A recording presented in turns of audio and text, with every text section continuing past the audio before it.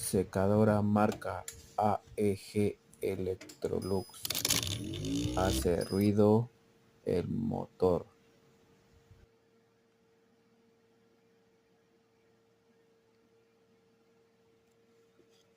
Para no he hecho ni el ruido, es que me lo has puesto.